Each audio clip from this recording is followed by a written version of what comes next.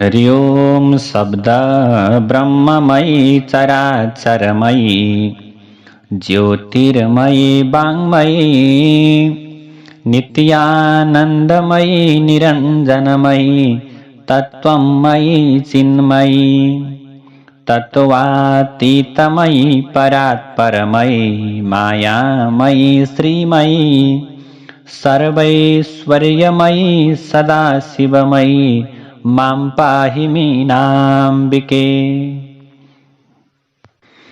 ओम ऐं ह्रीं क्लीं चामुण्डायै विच्चे।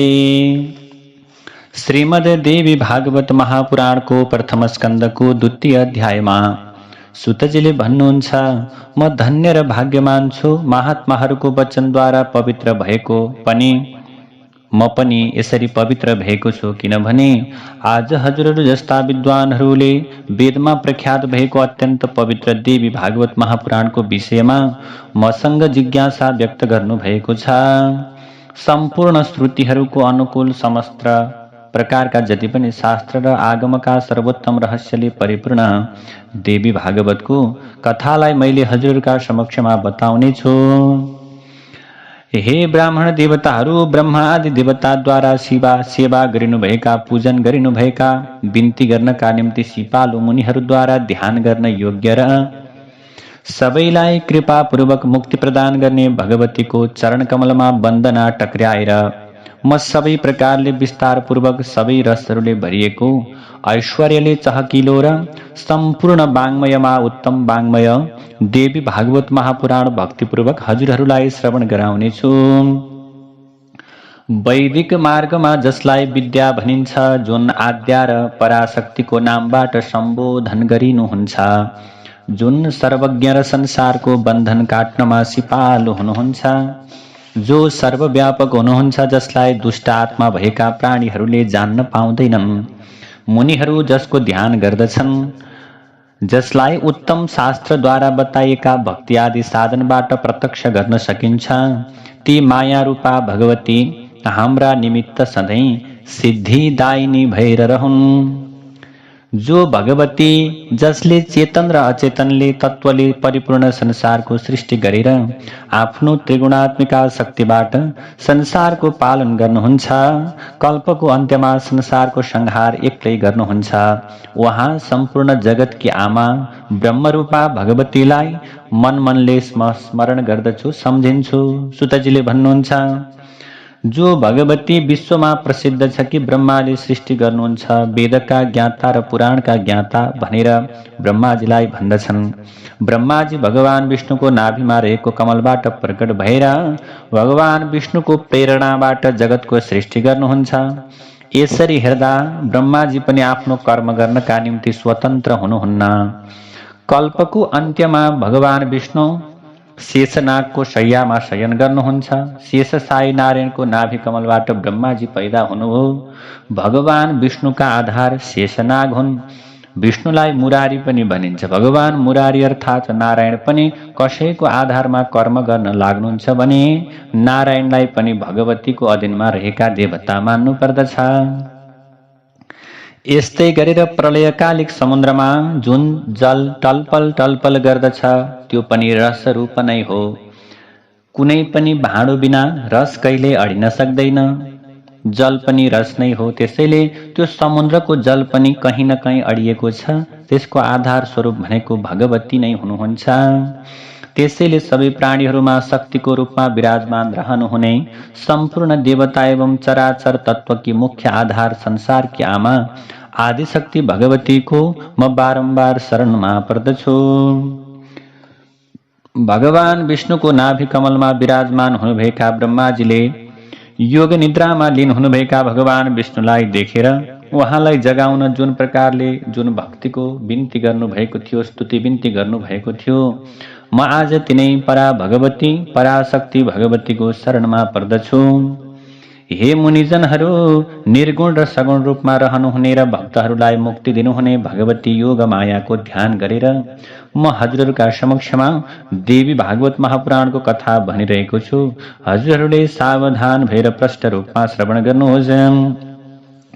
श्रीमद्देवी भागवत नामक पुराण पवित्र र उत्तम छ। यसमा 18,000 अत्यन्त सुन्दर श्लोकहरू छन्। कृष्णद्वैपायनद्वारा रचना गरिएको श्रीमद्देवी भागवत पुराणमा सबैको कल्याण गर्ने 12वटा स्कन्ध रहेका छन् र 318वटा अध्याय रहेका छन्।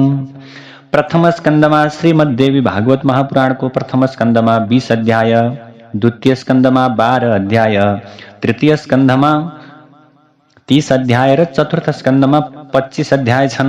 पञ्चम स्कन्धमा 35, षष्ठमा 31, त्यस्तै गरी 7औं अध्यायमा 40 अध्याय, 8औं स्कन्धमा 24 अध्याय, 9औं स्कन्धमा 50 अध्याय, 10औं स्कन्धमा 13 अध्याय, 11 स्कन्धमा 24 अध्याय र 12 स्कन्ध अन्तिम स्कन्धमा 14 अध्याय रहेका छन्। यसरी 12वटा स्कन्ध भएको पुराण मुनि वेदव्यासले बनाउनु भएको हो। महान आत्मा भएका वेदव्यासले देवी भागवत महापुराणमा रहेका अध्यायहरूको संख्या निरूपण गर्नुभएको छ। सबै स्कन्ध र अध्यायहरूमा श्लोकहरूको योग गर्दा 18,000 हुने कुरा पनि बताइएको छ। पुराणहरू सर्ग, प्रतिसर्ग, वंश वर्णन, मन्वन्तर र वंशानुचरित्र गरी 5 लक्षणले युक्त भएका हुन्छन्।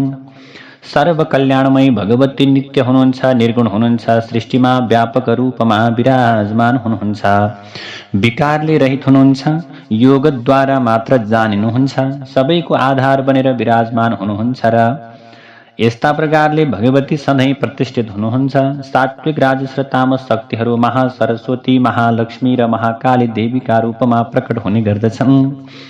तीन शक्तिहरूले महाकाली, महालक्ष्मी र महासरस्वतीको रूपमा शरीरलाई धारण गर्ने कार्यलाई शास्त्रका ज्ञाताहरूले सर्ग भनेर भन्दछन्। शक्तिहरूद्वारा शरीर धारण गरिएपछि जगतको सृष्टिका लागि ब्रह्माको, पालनका लागि विष्णुको र संहारका लागि ब्रह्माको, यो संसारमा जसरी सृष्टि गर्ने क्रममा शक्तिहरूद्वारा शक्तिको धारण गरेर जगतको सृष्टिका लागि ब्रह्माजी, पालनका लागि विष्णुजी, संहारका लागि शिवजीको उत्पत्ति हुने कुरा जो बताइएको छ।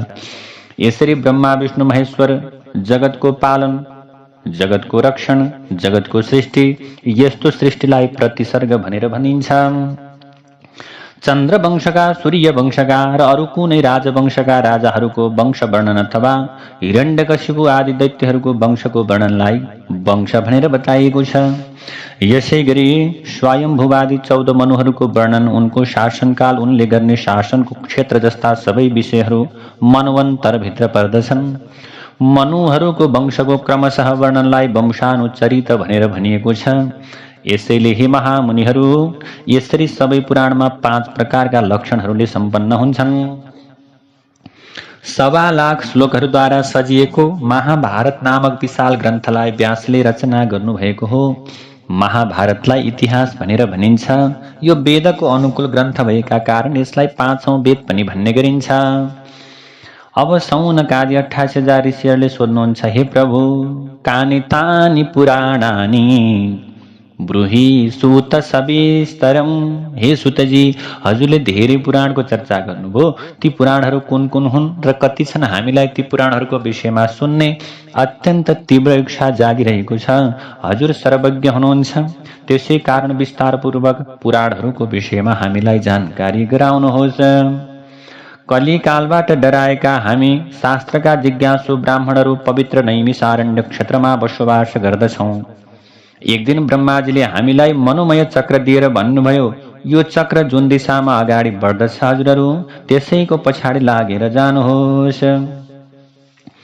जहाँ जाँदा यस चक्रमा पहिया फाटेर जान्छन् त्यसलाई परम पवित्र देश भनिनेछ। त्यस्तो धाममा कहिल्यै पनि कलियुगले प्रवेश गर्ने छैन। हजुरहरू त्यस बेलासम्म त्यहाँ रहनुहोस् जबसम्म फेरि सत्ययुग फर्केर आउँदैन। ब्रह्माजीको यस्तो कुरालाई सुनेर हामीले उहाँको वचनलाई हृदयमा धारण गरेर सबै देशहरूको दर्शन गर्ने इच्छाले त्यस मनोमय चक्रलाई चलाउँदै तत्काल त्यहाँ प्रस्थान गर्यौं।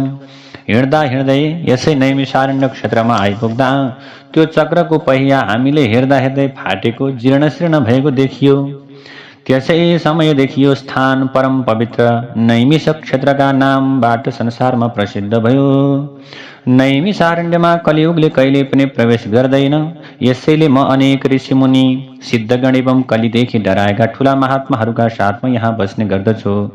हामीहरूले यस नैमिषारण्यमा चरु र पुरोडास आदि प्रसाद टक्राएर अत्यन्त सुन्दर प्रकारको सात्विक यज्ञ गरिरहेका छौँ। जबसम्म सत्ययुग फर्केर आउँदैन तबसम्म हामीहरूले यही नै बस्ने दृढ निश्चय गरेका छौँ। हे सुतजी महाराज, भाग्यका योगले हजुर यहाँ आइपुग्नु भएको छ। यसैले हजुरले आज हाम्रा सामु ब्रह्मसम्मत पुराणको कथा बताउनुहोस्। हामीहरूको पुराण सुन्ने तीव्र इच्छा छ। हे भगवान, हजुर जस्ता ज्ञानी वक्ता पाल्नु भएको छ। त्यसैले हामीहरू पनि आफ्नो आफ्नो सम्पूर्ण कार्यलाई छोडेर चित्तलाई एकाग्र बनाएर हजुरका सामु उपस्थित भएका छौँ। प्रभु, हे सुतजी, हजुर चिरञ्जीवी हुनुहोस्, 3 प्रकारका तापबाट मुक्त हुनुहोस् र हामीहरूलाई परम पवित्र एवं कल्याणकारी देवी भागवत पुराण सुनाउनुहोस्। यस पुराणमा धर्म, अर्थ र काम नामक पुरुषार्थहरूको विधिपूर्वक वर्णन गरिएको छ। महर्षि वेदव्यासले भन्नुभएको छ कि देवी भागवतको अध्ययन गरी ज्ञान प्राप्त गरिसकेपछि मात्रै मुक्ति प्राप्त हुन्छ। त्यसैले प्रभु हे सुतजी, महर्षि वेदव्यासद्वारा प्रकट गरिएको देवी भागवत महापुराणका मीठा मीठा कथा चरित्रको श्रवण गर्नाले हामीहरू कहिल्यै पनि अघाउने छैनौँ। सकल गुणगणानाम् एकपात्रं पवित्रम् अखिल भुवन मातुर नाट्यवद यद विचित्रम। सबै गुणहरूको एकमात्र आधार परम पवित्र समस्त संसारकी आमा भगवतीको लीलामय नटचर्या समान अद्भुत, सबै प्रकारका पापका समूहलाई नाश गर्ने, सबै प्रकारका इच्छाहरूलाई परिपूर्ण तुल्याउने र भगवतीको नाम जोडिएको श्रीमद् देवी भागवत महापुराण हाम्रा सामु प्रकट गराएर हाम्रो इच्छालाई पूर्ण गरिदिनुहोस् भनेर 28,000 सौनकाद ऋषिहरूले सुतजी महाराजका चरणमा बिन्ती गर्नुहुन्छ। यसरी श्रीमद् देवी भागवत महापुराणको प्रथम स्कन्धको 2य अध्यायलाई विश्राम गरेर अब हामी तेस्रो अध्यायमा प्रवेश गर्दछौँ। सुतजीले बताउनुहुन्छ, हे मुनिहरू, सत्यवतीका छोरा वेदव्यासबाट मैले जसरी तत्त्वज्ञान प्राप्त गर्दै पुराणहरूको श्रवण गरेको थिएँ, त्यसरी नै म हजुरहरूलाई त्यो विषयमा बताउँछु, ध्यानपूर्वक सुन्नुहोस्। मद्वयं भद्वयं चैव व्रत्रयं व चतुष्टयं अनापलिङ्गकोष्कानि पुराणानि पृथक पृथक।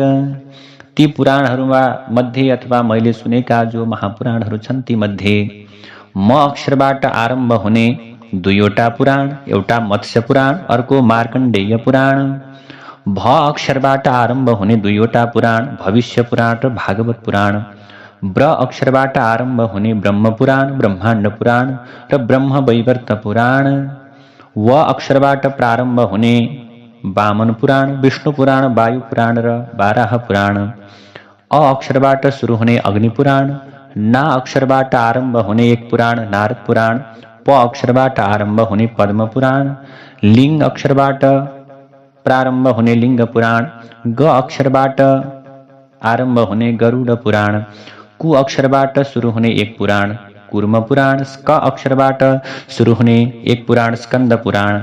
यसरी 18वटा पुराणहरू रहेका छन्। ती पुराणहरूमध्ये सबैभन्दा पहिलो मत्स्य पुराणमा 14,000 श्लोक छन्। अत्यन्त आश्चर्यजनक विषयवस्तुले भरिएको मार्कण्डेय पुराणमा 9,000 श्लोक छन्। भविष्य पुराणमा 14,500 श्लोक रहेका छन् भन्ने कुरा तत्त्वज्ञाता मुनिहरूले बताउनु भएको छ। अत्यन्त पवित्र मानिएको भागवत पुराणमा 18,000 श्लोक छन् भने ब्रह्म पुराणमा 10,000 श्लोक छन्, ब्रह्माण्ड पुराणमा 12,100 श्लोक छन्, ब्रह्म वैवर्त पुराणमा 18,000 श्लोक छन्। हे सौनकजी, वामन पुराणमा 10,000 श्लोक छन्, वायु पुराणमा 24,600 श्लोक छन्। अत्यन्त विचित्र मानिएको विष्णु पुराणमा 23,000 श्लोक छन्। भगवान वराहको लीलाले भरिएको बाराह पुराणमा 24,000 श्लोक संख्या रहेका छन्। अग्नि पुराणमा 16,000 श्लोक संख्या रहेका छन् भने नारद पुराणमा 25,000 श्लोक रहेका छन्। यसै गरी विशाल पद्म पुराणमा 55,000 श्लोक संख्या छ भने लिङ्ग पुराणमा 11,000 श्लोक संख्या रहेको छ। यसै गरी साक्षात् भगवान नारायणका मुखारविन्दबाट प्रकट भएको गरुड पुराणमा 19,000 श्लोक रहेका छन् भने कुर्म पुराणमा 17,000 श्लोक रहेका छन्। अत्यन्त विचित्र कथा र विषयवस्तुले भरिएको स्कन्द पुराणमा 81,000 श्लोक रहेका छन्। यसरी मैले हजुरहरूका समक्षमा पुराण र तिनका श्लोकहरूको संख्या विस्तार पूर्वक बताएँ। अब हे मुनिहरू, पुराणहरूको संख्या श्रवण गरे सरह उपपुराणहरूको पनि संख्यालाई श्रवण गर्नुहोस्। उपपुराण मध्ये सर्वप्रथम मानिएको सनत कुमार पुराण, त्यसपछि नरसिंह पुराण, नारदीय पुराण, शिव पुराण, दुर्वासा पुराण, कपिल पुराण, मनु पुराण, उशना पुराण, वरुण पुराण, कालिका पुराण, सांब पुराण, नंदी पुराण, सौर पुराण, पराशर पुराण, आदित्य पुराण, माहेश्वर पुराण, भागवत पुराणका साथै 18औं वशिष्ठ पुराण रहेको छ। यी सबै उपपुराण हुन् भन्ने विषयमा ठूला ठूला महात्माहरूले बताउनु भएको छ। सत्यवतीका छोरा वेदव्यासले 18 पुराणहरूको रचना गरेपछि तिनै विषयलाई लिएर विस्तारपूर्वक अत्यन्त अतुलनीय ग्रन्थ महाभारतको रचना गर्नुभएको हो। प्रत्येक द्वापर युगमा भगवान वेदव्यासले नै धर्म रक्षाको लागि विधिपूर्वक पुराणहरूको रचना गर्ने गर्नुहुन्छ। जब जब द्वापर युग आउँछ तब तब साक्षात् नारायण नै व्यासका रूपमा प्रकट भएर सबै लोकको हितका लागि वेदका अनेक भेद र उपभेदको विस्तार गर्ने गर्नुहुन्छ। कलियुगमा विशेष रूपमा वर्ण र आश्रमका धर्म पालन गर्ने मानिसहरूलाई अल्पबुद्धि भएका जानेर तिनीहरूको कल्याण निमित्त वेदव्यासले प्रत्येक द्वापर युगमा पुराण संहिताको निर्माण गर्नुहुन्छ। व्यासले नारी जाति शूद्र आचारबाट चुकेका ब्राह्मण जसलाई वेद श्रवण गर्ने अधिकार छैन अथवा भनौँ जसले वेदको अध्ययनको अधिकार प्राप्त गरेका छैनन् उनीहरूका निम्ति पुराणहरूको रचना गर्नुभएको हो। त्यसैले तेसामेव हितार्थाय पुराणानि कृतानि च, यसैले उनीहरूको कल्याणका निम्ति पुराणहरूको रचना गर्नुभएको। यस वैवस्वत मन्वन्तरको 28औं द्वापर युगमा धर्ममा अत्यन्त निष्ठा राख्ने सत्यपतिका छोरा वेदव्यास हुनुभयो। उहाँ मेरा पनि गुरु हुनुहुन्थ्यो। 29औं द्वापरमा द्रोणी नामक व्यास हुनुहुनेछ। यो 28औं युगभन्दा पहिले 27 युगसम्म 2700 व्यास भइसकेका छन्। तिनीहरूले प्रत्येक युगमा अनेक पुराण संहिता बनाएका छन्। यो कुरालाई सुनिसके पछाडि अब ऋषिहरूले प्रश्न गर्नुहुन्छ। ब्रूहि सूत महाभाग व्यासाः पूर्वयुगोद्भवाः वक्तारस्तु पुराणानां द्वापरे युगे। ऋषिहरूले प्रश्न गर्नुहुन्छ, हे भगवान, हे सुतजी, अब हजुरले पूर्ववर्ती प्रत्येक द्वापर युगमा पैदा भएका पुराणका वक्ता व्यासहरूको कथा सुनाउनुहोस्। भनेपछि सुतजीले बताउन सुरु गर्नुभयो। द्वापरे प्रथमे व्यस्ता स्वयं वेदाः स्वयं भुवा। सुतजीले भन्नुहुन्छ, ब्रह्माजीले सृष्टि गरिसकेपछि पहिलो द्वापर युगमा आफै व्यासका रूपमा प्रकट भएर वेदहरूको विभाजन गर्नुभयो। दोस्रो द्वापर युगमा प्रजापति व्यास बनेका हुन्। तेस्रो द्वापर युगमा शुक्राचार्य व्यास भए। चौथो द्वापर युगमा बृहस्पति व्यास बने। 5औं द्वापर युगमा सूर्य व्यास बने। 6औं द्वापर युगमा साक्षात् यमराज नै व्यास बनेका थिए। 7औंमा इन्द्र, 8औंमा व्यास, 9औं द्वापर युगमा सारस्वत व्यास भए। 10औं द्वापर युगमा त्रिधामा व्यास भए। 11औं द्वापर युगमा त्रिवृष, 12औंमा भरद्वाज, 13औंमा अन्तरिक्ष व्यास भए भने 14औं द्वापरमा धर्मराज आफै व्यास भएका हुन्। यसै गरी प्रभु 15औंमा त्रैयारुणी, 16औंमा धनञ्जय, 17औंमा मेधातिथि, 18औंमा व्रति नामक ऋषि, त्यस्तै गरी 19मा अत्रि, 20औंमा गौतम, 21औंमा नारायण रूप मानिने उत्तम नामक महापुरुष व्यास भएका हुन्। 22औंमा बाजश्रवा, 23औंमा आयुष्यायण, त्यस्तै गरी 24औंमा तृणबिन्दु, 25औंमा भार्गव, 26औंमा शक्ति व्यास भए। 27मा जातुकर्ण्य, 28औं द्वापरमा कृष्ण द्वैपायन व्यास भई। यसरी मैले आफूले सुने अनुसार 28 व्यासका नाम हजुरहरूका समक्षमा प्रकाशित गरेको छु प्रभु। 28औं व्यास कृष्ण द्वैपायनका मुखार बिन्दबाट बताइएको श्रीमद् देवी भागवत महापुराण मैले सुनेको थिएँ। यो पुराण पुण्य दिने, सबै प्रकारका दुःखलाई नाश गर्ने, सबै प्रकारका मनोरथहरूलाई पूर्ण गराउने, मोक्षको प्रदान गर्ने, वैदिक भावनाले भरिएको, सबै वेदका रसले परिपूर्ण, अत्यन्त मनमोहक र मोक्षको कामना गर्ने मानिसहरूका लागि अत्यन्त प्यारो पुराणका रूपमा रहेको छ। व्यासले यस पवित्र पुराणको रचना गरेर आफ्ना छोरा सुकदेवलाई पढाउनु भएको थियो। ती सुकदेव अरण्य मन्थनबाट पैदा भएका विद्वान महात्मा र वैरागी थिए। त्यस्तो रहस्यमय देवी भागवत महापुराणलाई मैले दयालु आफ्ना गुरु व्यासजीको मुखबाट पुरापुर राम्ररी सुनेको थिएँ। आज गुरुको कृपाबाट मैले देवी भागवत महापुराणलाई आफ्नो हृदयमा राम्ररी विराजमान गराएको छु। योनिबाट पैदा नभएका र अपूर्व बुद्धिमान मानिने सुकदेव स्वामीले प्रश्न गरिसकेपछि उनका पिता वेदव्यासले रहस्यले भरिएको देवी भागवत महापुराण सुनाउनु भएको थियो। त्यसै बेला मैले पनि एउटा साधारण श्रोताको रूपमा रहेर यस महान प्रभाव भएको देवी भागवत महापुराण सुनेको हुँ। हे सर्वश्रेष्ठ मुनिहरू, श्रीमद् देवी भागवत कल्पवृक्ष नै हो। यसमा फलमा यसका जो फलहरू छन्, यसको फलमा अपूर्व स्वाद रहेको हुन्छ। यस स्वादलाई चाख्न चाहने र अपार संसार सागरबाट मुक्ति चाहने सुकदेवजीले अनेक प्रकारका रसले परिपूर्ण कथाले युक्त अद्भुत देवी भागवत महापुराणलाई विधिपूर्वक आफ्नै कानद्वारा प्रेमपूर्वक सुन्नु भएको थियो।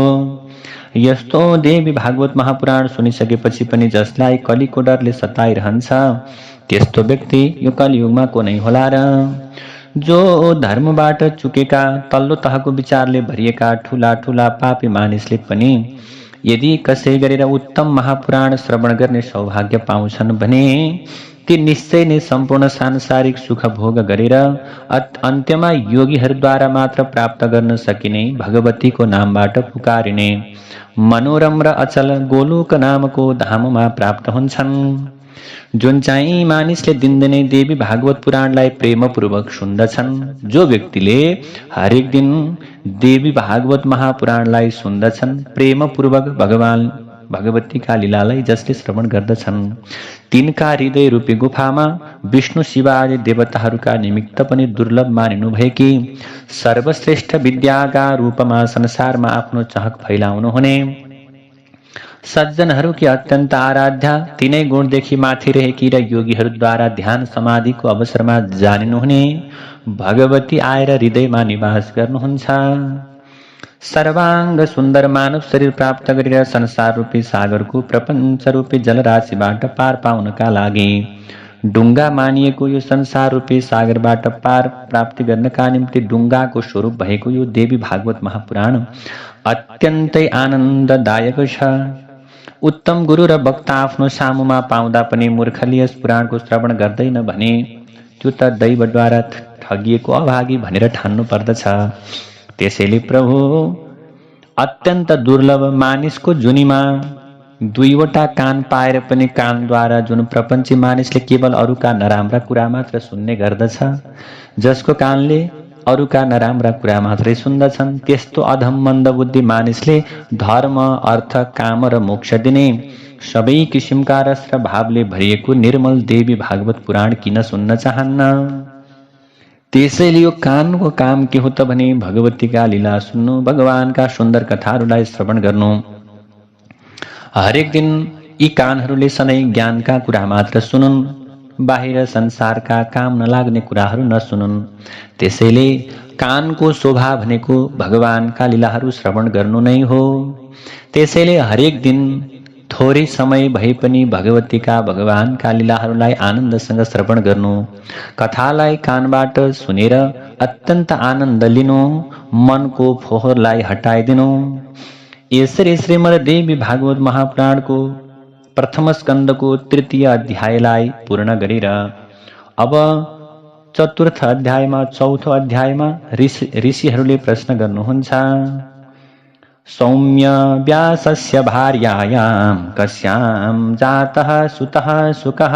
ऋषिहरूले भन्नुहुन्छ, हे सुतजी, महर्षि वेदव्यास की कुन पत्नीबाट सुकदेवजी पैदा हुनुभएको थियो, उहाँको जन्म कसरी भयो र कसरी उनले यस संहिताको अध्ययन गरे प्रभु? हजुरले नै सुकदेवलाई अयोनिज अर्थात् योनिबाट पैदा नभएका भन्नुभएको छ भने अरणी नामक माताबाट ती कसरी पैदा भए? हे सुतजी, यस विषयमा हामीलाई ठूलो सन्देह भएको छ, हजुरले त्यसको समाधान गर्नुहोस्।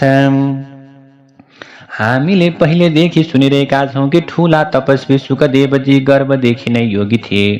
यस्तो अवस्थामा उनले यति ठूलो महापुराण देवी भागवतको कसरी अध्ययन गरे? तब सुतजीले भन्नुभयो, प्राचीन समयमा एकपटक सत्यवतीका छोरा वेदव्यासजी सरस्वती नदीको तटमा रहेको आफ्नो आश्रममा भगेरो नामक चराका जोडी देखेर अत्यन्त आश्चर्यमा पर्नुभएको थियो। एकपटक सत्यवतीका छोरा वेदव्यासजी भगेरा चराको जोडी देखेर अचम्म पर्नुभयो। कस्तो प्रकारको दृश्य देख्नुभयो भने अण्डाबाट तत्काल पैदा भएको, रातो मुख भएको, सुन्दर अङ्ग प्रत्यङ्ग भएको, तर प्वाख ननिस्केको त्यस्तो बच्चालाई गुणमा नै राखेर भगेरा पंक्षीको जोडा उडेर गयो। केही समयपछि त्यो पंक्षीको जोडाले ठूलो परिश्रम गरेर चारा बटुलिकन गुणमा आएर बच्चाको मुखमा आफ्नो मुखको चुच्चो घुसाउँदै बच्चालाई तृप्त बनायो, बच्चालाई चारो खुवाए। यसरी बच्चा तृप्त भएको जानेर खुसी भएका ती भगेरा भगेरी आफ्नो बच्चाको अङ्गमा आफ्नो अङ्ग रगड्दै प्रेमपूर्वक त्यसको सुन्दर मुखमा चुम्बन गरिरहेका थिए। ती भगेराका दम्पतिले सानो बच्चेरा भगेरालाई गरेको प्रेम देखेर वेदव्यासजी आफ्नो बच्चामा ती दुवै चराको अद्भुत माया देखेर चिन्ता पर्नुभयो। उहाँले मनमनै भन्नुभयो कि आफ्ना बच्चाप्रति चरामा यस्तो माया देखिएको छ भने आफ्नो सेवा सन्तानले गरून् भन्ने चाहना गर्ने मानिसहरूमा आफ्ना सन्तानका प्रति प्रेम व्यवहार हुनु के आश्चर्य भयो र? के यी दुवै पंक्षीले यस बच्चाको सुखका लागि विवाह गरिदिएर आफू सुखी भएर आफ्नी बुहारीको राम्रो अनुहार हेर्न पाउलान् त? यिनीहरूको वृद्ध अवस्थामा प्राप्त हुँदा यो छोराले धर्मात्मा बनेर पुण्य पाउनका लागि आफ्ना माताजी पिताजीको सेवा गर्ला कि नगर्ला? यो बच्चाले आफ्नो पुरुषार्थबाट धनधान्य कमाएर कि आफ्ना आमा बाबुलाई सन्तुष्ट बनाउला त? के यो बच्चाले आफ्ना बाबुआमाको मृत्युपछि ती दुवैको क्रिया और्धदेय कर्म गर्ला कि नगर्ला? के यसले गया तीर्थमा पुगेर श्राद्ध गरेर आफ्ना बाबुआमा लगायतका पितृहरूको उद्धारका निम्ति कर्म गर्ला त? यसरी व्यासजीका मनमा अनेक प्रकारका प्रश्नहरू आउन थाले। संसारमा प्रभु छोराको शरीरमा आलिङ्गन गर्नु र अत्यन्त अनुरागपूर्वक लालन पालन गर्नु, यी दुवै कुरालाई सुखपूर्वक उत्तम सुख मानिएको छ। आफ्ना सन्तान प्राप्त गर्नु, छोराको पालन, छोरीको पालन, छोरा छोरीको स्याहार सुसार गर्नु, यो पनि अत्यन्त सुख हो। त्यसैले संसारमा सन्तान नभएका मानिसहरूको सद्गति हुँदैन भन्ने कुरा पनि छ। त्यसैले परलोकमा सुख प्राप्त गर्नका निम्ति सन्तान भन्दा ठूलो अरू कुनै उपाय छैन। त्यसैले मनुवाद ऋषिहरूले पनि धर्मशास्त्रहरूमा भनेका छन् कि मनुष्य सन्तान प्राप्त भएको मनुष्यले सहजै स्वर्ग प्राप्त गर्दछन्। यस्ता कुरालाई जान्न अनुमान प्रमाणको आवश्यकता छैन, प्रत्यक्ष नै यसका प्रमाणहरू देखिन्छन्। त्यसैले वेद धर्मशास्त्र आदिमा सन्तान हुनु, छोरा हुनु, छोरी हुनु, यस्ता प्रकारले उनीहरू पापबाट मुक्त हुन्छन्। घरमा जसले आफ्ना सन्तानको सेवा गर्दछन् उनीहरू अवश्य पनि मुक्ति हुन्छन् भन्ने कुरा बताइएको छ। त्यसैले प्रभु सन्तान नभएको मानिसको मन मृत्युकालमा अत्यन्त दुखी बन्दछ। यस्तो भ्रान्त मन हुने मानिसको दुर्गति हुन सक्ने सम्भावना रहन्छ। यसरी भगेरा र भगेरीले आफ्नो बच्चालाई माया गरेको देखेपछि अनेक प्रकारका तर्क वितर्क गर्दै मनमा कुरा खेलाएर बस्नुभएका वेदव्यासजीले मनमा अत्यन्त कुरा खेलाउनु भएका मनमा अत्यन्त कुराहरूलाई खेलाएर अत्यन्त चिन्ता मानिरहनु भएका त्यस्ता प्रकारका वेदव्यासजीले लामो श्वास लिनुभयो। वास्तवमा सत्यवतीका छोरा वेदव्यासको मन अत्यन्त खिन्न भयो। त्यसपछि मनमा धेरै विचार विमर्श गरेर वेदव्यास म कठोर तपस्या गर्छु भन्ने निश्चय गरेर तपस्या गर्नका लागि मेरु पर्वतमा जानुभयो। उहाँले मनमा विचार गर्दै भन्नुभयो कि म विष्णु रुद्र इन्द्र ब्रह्माजी सूर्य गणेश कुमार अग्नि वरुण यी देवता मध्ये कुन चाहिँ देवताको ध्यान गरौँ, कुन देवताको आराधना गरौँ, यी मध्ये कुन देवताले मलाई उद्धार गर्ने वर दिनेछन् र मेरा मनका कुरा पुर्याउँछन् होला। यसरी विचार गर्नुभएका वेद व्यासजीका सामुमा संयोगवश त्यसै बेला मुनिहरूमा श्रेष्ठ शान्त स्वभाव हुनुभएका मुनि नारदजी हातमा वीणा बजाउँदै वीणा लिएर त्यहाँ आइपुग्नुभयो। नारदजीलाई देखेर सत्यवती नन्दन वेदव्यास अत्यन्त खुसी हुनुभयो। उहाँले नारदजीलाई आसन र अर्घ्य चढाएर भलाकुसारी गर्न सुरु गर्नुभयो। व्यासजीले अत्यन्त सुन्दर कुरा गरिसकेपछि खुसी भएर नारदजीले सोध्नुभयो, हे वेदव्यासजी, आज हजुर कुन कारणले गर्दा अत्यन्त चिन्तित देखिनु भएको छ? हजुरको अनुहार त खिन्न देख्दछु, यसको कारण के हो मलाई बताइदिनु पर्यो। त्यसपछि वेदव्यासले भन्नुहुन्छ, हे प्रभु नारदजी, सन्तानहीन मानिसको सद्गति हुँदैन र त्यसले कहिले पनि सुखको अनुभूति गर्दैन भन्ने कुरा छ। यसै तथ्यलाई मनन गरेर म अत्यन्त दुखी भएको छु, मेरा सन्तान छैनन्। बारम्बार मेरो मनमा यही कुरा आइरहन्छ, प्रभु मैले आफूले चाहेको फल छिटै प्रदान गर्ने कुन देवतालाई तपस्या गरेर प्रसन्न तुल्याउँ, यस्तो भन्ने चिन्तामा म परिरहेको छु। यो चिन्ता समाधान गर्नका लागि हजुरको शरणमा पर्दछु। हे नारदजी, हजुर ठुला ऋषि हुनुहुन्छ, सबै कुरा जान्नुहुन्छ, हे कृपाका सागर, हजुरले मलाई छिटै बताउनुहोस्, मैले कुन देवताको शरणमा जाऊँ जसले मलाई प्रसन्न भएर पुत्रको प्रदान गर्न सक्छन्, तिनको नाम बताउनुहोस्। भनिसकेपछि सुतजीले बताउनुहुन्छ, व्यासजीले यसरी सोधिसकेपछि वेदका ज्ञाता र उदार मन भएका ऋषि नारदले अत्यन्त प्रेमका साथमा कृष्ण द्वैपायनलाई भन्नुभयो। नारदजीले भन्नुहुन्छ, पाराशर्य महाभाग यत्त्वं पृच्छसि मामिह तमेवार्थं पुरा पृष्टा पित्रा मे मधुसूदनः। हे पराशरका छोरा, हे भाग्यमानी मुनि, हजुरले जुन प्रश्न यहाँ मसँग गर्नुभएको छ, यस्तै प्रश्न पहिले मेरा पिताजी ब्रह्माजीले भगवान मधुसूदन विष्णुसँग गर्नुभएको थियो। मेरा पिता ब्रह्माजीले कौस्तुभ मणिको धारण गर्नुहुने, अत्यन्त चहकिला शंख चक्र गदा पद्म लिनुहुने, पहेँलो पीताम्बर वस्त्र लगाउनुहुने, चार बाहुलाई धारण गर्नुहुने, छातीमा श्रीवत्स नामक चिन्हले सुहाउनु भएका, सम्पूर्ण लोकको रचनाका प्रमुख कारण हुनुभएका, देवताका पनि देवता, जगतका गुरु, जगतका ईश्वर, जगतका मालिक वासुदेव, देवताहरूका जो प्रमुख हुनुहुन्छ, जगतका स्वामी, लक्ष्मीका पति विष्णुलाई पनि कसैको ध्यान गरिरहेको देखेर कठोर तपस्यामा लिप्त भएको जानेर अत्यन्त आश्चर्य प्रकट गर्नुभयो र नम्रतापूर्वक भगवान विष्णुलाई ब्रह्माजीले सोध्नुभयो, हे भगवान, हजुर त देवताका पनि देवता हुनुहुन्छ, भूत भविष्य र वर्तमानका स्वामी हजुर नारायण हुनुहुन्छ, तर आज हजुरले कसैको तपस्या गर्दै हुनुहुन्छ, यो त अचम्म भयो। के कारण हो हे जनार्दन, हजुरले कसको तपस्या गर्नुहुन्छ? हे देवताका स्वामी, हजुरलाई विश्वका स्वामी हुँदाहुँदै पनि कसैको ध्यान गरिरहेको देखेर म त आज अचम्ममा परिरहेको छु। योभन्दा ठुलो आश्चर्य लाग्ने कुरा कुन होला? हजुरको नाभि कमलबाट प्रकट भएर म सम्पूर्ण संसारको सृष्टि गर्ने देवताका रूपमा प्रसिद्ध भएको छु। हे लक्ष्मीपति, हजुरभन्दा पनि ठुला देवता को हुनुहुन्छ जसको ध्यानमा हजुर लागिरहनु भएको छ? कृपया मलाई बताइदिनुहोस् प्रभु, हजुरले कसको ध्यान गर्नुभएको छ? जानाम्यहं जगन्नाथ त्वमादिः सर्वकारणं कर्ता पालयता हरता समर्थः सर्वकार्यकृत। हे जगन्नाथ, मैले त हजुर नै संसारका आदि स्वरूप, सबैका कारणका पनि कारण, सबैका निर्माता, सबैका पालनकर्ता, सबैका संहारकर्ता र सबै कार्यलाई सम्पादन गर्ने ठूला देवता हुनुहुन्छ भन्ने कुरा मात्र जानेको छु।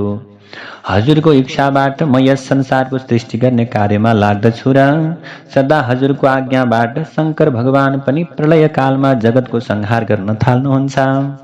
हे ईश्वर, सूर्यो भ्रमति चाकाशे वायुर्वाति शुभाशुभः अग्निस्तपति पर्जन्यो वर्षति सत्वदाज्ञया। हे भगवान, हजुरको आज्ञाबाट नै सूर्य आकाशमा घुम्दछन्, वायु कहिले शुभ र कहिले अशुभ भएर प्रवाहित हुन्छन्, अग्निदेवताले पनि हजुरकै प्रतापबाट तापलाई धारण गर्दछन् र बादलले पनि हजुरकै आदेशबाट पानी वर्षाउँछन्। हे भगवान, हजुर चाहिँ कुन देवताको ध्यान गर्नुहुन्छ? हे भगवान, यो त बडो अचम्मको कुरा भयो। मलाई यो ठुलो शङ्काको विषय बनेको छ। म त स्वर्ग मर्त्य र पातालमा हजुरभन्दा ठुला देवता छन् भन्ने कुरा जान्दिन, अथवा हजुरलाई नै मैले सर्वश्रेष्ठ मानेको छु। हे भगवान नारायण, त्यसैले म हजुरको भक्त हुँ। यसैले कृपा गरेर मलाई आफ्नो तपस्याको रहस्य बताउनुहोस्। संसारमा सबैले जानेका छन् कि महापुरुषहरूले आफ्ना भक्तबाट कुनै पनि कुरा लुकाउने काम गर्नुहुन्न। ब्रह्माजीका यस्ता प्रकारका वचनलाई सुनेर भगवान विष्णुले भन्नुभयो, हे ब्रह्माजी, म तपाईँलाई आफ्नो मनको कुरा बताउँछु, हजुर एकाग्र भएर सुन्नुहोस्। ब्रह्माजीले जगतको रचना गर्नुहुन्छ, विष्णुले जगतको पालन गर्नुहुन्छ र शिवजीले जगतको संहार गर्नुहुन्छ भन्ने कुरा सबै देवता, दानव र मानवले बुझेका छन्। वेदका ज्ञाता विद्वानहरू भने ब्रह्माजीले कुनै शक्तिको आडमा सृष्टि गर्नुहुन्छ, विष्णुले कुनै शक्तिको आडमा पालन गर्नुहुन्छ र शिवले कुनै शक्तिको आडमा संहार गर्नुहुन्छ भन्ने कुराको अनुमान त गर्दछन्। हे ब्रह्माजी, जगतको रचनाका निमित्त तपाईँमा राजसी शक्ति रहेको छ, म नारायणमा सात्विक शक्ति रहेको छ भने भगवान शिवजीमा तामसी शक्ति रहेको छ भन्ने कुरा शास्त्रहरूमा बताइएको छ। यो रहस्यमय शक्ति नहुने हो भने हजुरले सृष्टि गर्न सक्नुहुन्न, मैले पालन गर्न सक्दैन, भगवान शङ्करले पनि संहार गर्न सक्नुहुँदैन। हे सर्वव्यापक ब्रह्माजी, हामी सबै उनै शक्तिको अधीनमा आफ्ना आफ्ना कर्तव्यको पालनमा लागिरहेका छौँ। हे ब्रह्माजी, म हजुरलाई प्रत्यक्ष र परोक्ष शैलीमा केही दृष्टान्त सुनाउँछु, सुन्नुहोस्। म परतन्त्र भएर शेषनागको शैया बनाएर शयन गर्दछु, यसमा कुनै पनि शङ्का छैन। उनै शक्तिको अधीनमा रहेर म उचित समयमा कालको अधीनमा परेर शेषनागको शैयाबाट उठ्ने गर्दछु। उनै शक्तिको आधार पाएर म तपस्या गर्ने गर्दछु। म कहिले लक्ष्मी भगवतीका साथमा विहार गर्दछु, कहिले दानवहरूका साथमा अत्यन्त डरलाग्दो शरीरका अङ्ग प्रत्यङ्गलाई चोइटाउने, संसारका प्राणीलाई डराउन दिने युद्धको कार्यमा पनि व्यस्त रहन्छु। हे ब्रह्माजी, हजुरलाई थाहा छ कि पुरानो समयमा मैले महासागरमा रहेर 5000 वर्षसम्म डरलाग्दो बाहुयुद्ध गरेको थिएँ। हे देवता, मेरै कानको मैलबाट पैदा भएका अत्यन्त दुष्ट मातेका अहङ्कारी मधु र कैटभ नाम गरेका 2 दानवलाई मैले देवीको कृपाबाट नै समाप्त पारेको थिएँ। हे देवता, के हजुरले परात्पर रूपमा रहेकी सबैकै कारण महाशक्तिलाई जान्नु भएन र किन मसँग पटक पटक कसको आराधना गर्दै हुनुहुन्छ भनेर सोध्नुहुन्छ? आखिरमा मैले उनै शक्तिको इच्छाले म परम पुरुष बनेर महासागरमा विचरण गर्ने गर्दछु। विभिन्न युगहरूमा कछुवा, बन्देल, नृसिंह, वामनको रूपमा प्रकट रहन्छु।